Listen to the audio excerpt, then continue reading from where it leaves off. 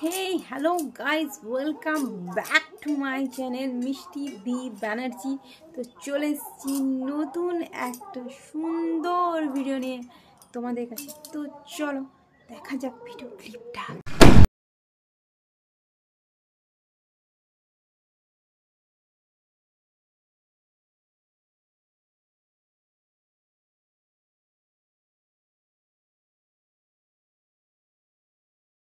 ছোট থেকে পড়েছি অজগর আসছে তেরে আর আয়ামটি খাবো পেরে।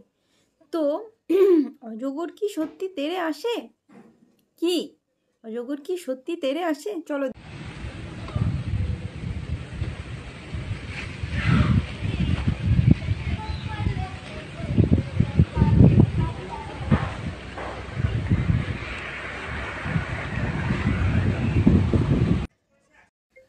তো বন্ধুরা, এখন যেটা আমরা দেখলাম সেটা একটা বিশাল আকৃতির অজগর সাপ। অজগর সাপের কালার হয় একটা হয় ব্রাউন আর একটা হয় ব্ল্যাক। তো মাঝে মাঝে বিদেশে একটা হোয়াইট কালারের অজগর দেখা যায়, সেটা এখানে দেখতে পায় না। আমাদের সাধারণত ব্ল্যাক আর ব্রাউনটাই দেখা যায় আমাদের এখানে। ওদের বাকি যে সাদাটা হোয়াইটটা বললাম ওটা বিদেশেই দেখা। তো অজগর সাপ মানে পাইথন। অজগর সাপ তোমার ভারী যেটা হয় সেটা হচ্ছে 50 থেকে 90 কেজি। 50 থেকে 90 কেজি ভারী হয়। আর লম্বাতে হয় 8 থেকে 9 ফুট, একদম মিনিমাম 8 থেকে 9 ফুট তো লম্বা তারা হয়। আর এরা বাঁচে হচ্ছে 20 থেকে 30 বছর। হ্যাঁ, কখনো কখনো 50 বছরও বাঁচতে পারে। তো জেনারেলি বাঁচে 20 থেকে 30 বছর। আর এদের শিকার ধরার টেকনিকটা কিন্তু খুবই খতরনাক। মানে এরা কিন্তু বিষহীন, এদের কোনো বিষ নেই, বিষহীন।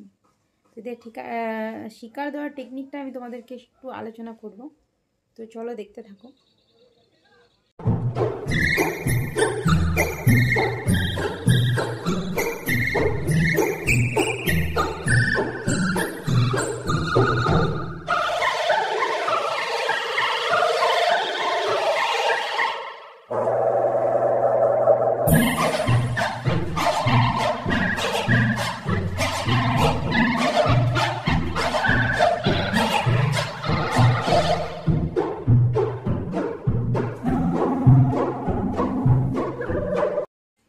তো এদের শিকার ধরার কৌশলটা হচ্ছে, আচ্ছা এটাতে আমি পরে যাচ্ছি, প্রথমে আমি বলবো যে এরা কি খায়। তো এদের যখন বয়স কম থাকে, মানে এরা যখন ছোট থাকে, তখন এরা পাখি, ব্যাঙ এই ধরনের খাবার খায়। যত আস্তে আস্তে বড় হয়, এদের শরীরটা যত লম্বা হতে থাকে, এদের খাবারটার পরিমাণটাও ততটা বাড়তে থাকে। বড় হলে এরা হরিণ, ছাগল, কুমির, এমনকি প্রয়োজন পড়লে আস্ত একটা গোটা মানুষকেও গিলে ফেলতে পারে।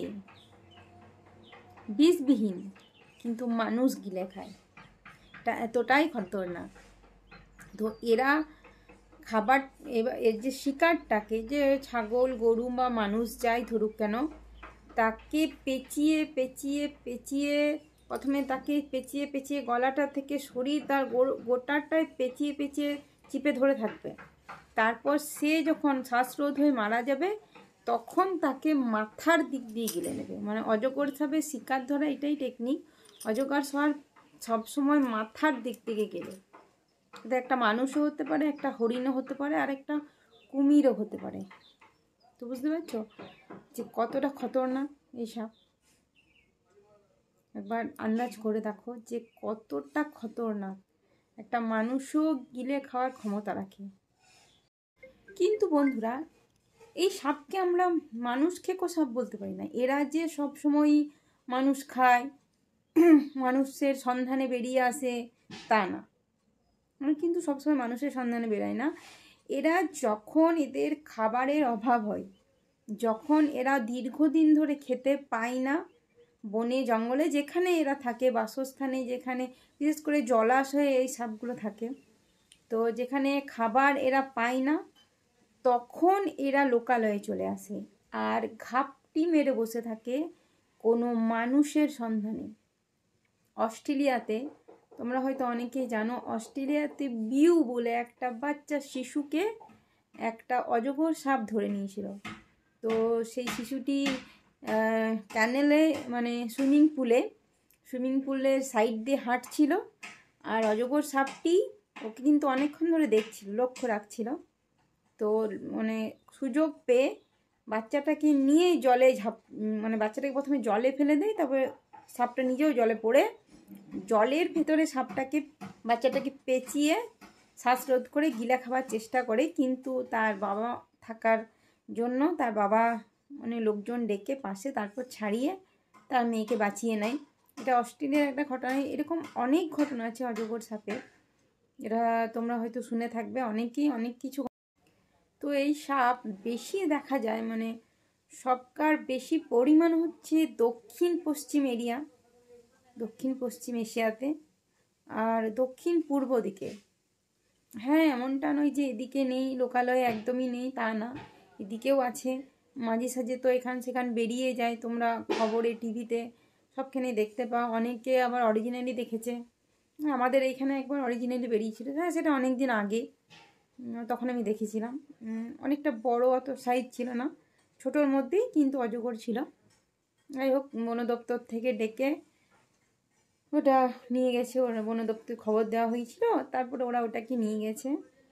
তো আজকে যেহেতু গণেশ চতুর্থী, তো আমার তরফ থেকে আমার সমস্ত বন্ধুদের গণেশ পুজোর অনেক অনেক শুভেচ্ছা। আর সবাই খুব ভালো থাকুন, খুব সুস্থ থাকুন। আজকের ভিডিওটা এই পর্যন্তই, আজকে আর বেশি বাড়ালাম না। আর সবারই সরস্বতী পূজা খুব ভালো কাটুক।